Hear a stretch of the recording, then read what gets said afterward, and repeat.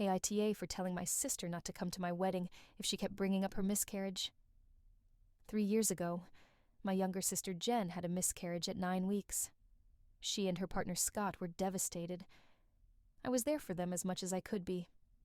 But it was a tough time. A few months later, Scott left Jen. Jen said it was because of the miscarriage. She and Scott had a close-knit group of friends, and I found it odd no one had checked on her. So I rang her best friend to suggest a girls' night. She told me the reason they had broken up. Jen had slept with someone else. When he confronted her, she blamed the miscarriage. 9 months ago, I got engaged and asked Jen to be my maid of honor.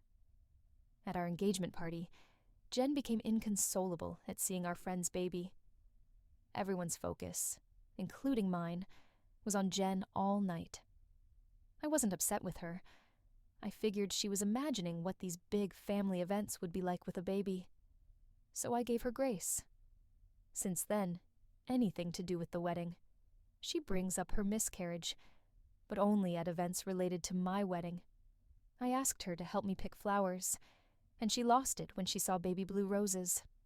She's convinced she was having a boy, and we had to leave. When we went wedding dress shopping, she picked out a maternity bridesmaid dress and asked to try it on so she could see how she would have looked. When she did that, I thought, she's actually lost it, and had to walk away when she started stuffing a cushion up her dress. I have tried to talk to her about going to counseling again, but she insists this is a normal part of the grieving process. She planned my hen party, which I was so grateful for, but I found out after she'd sent everyone a list of rules. These included no talking about pregnancy or kids, no wearing baby blue, etc. I confronted her gently. I suggested counseling again, and said I was there for her, but also that if she wanted to impose any other rules on anything to do with my wedding, she had to come to me first. It all came to a head when one of my friends and bridesmaids announced she was pregnant. She will be 7 months at the wedding.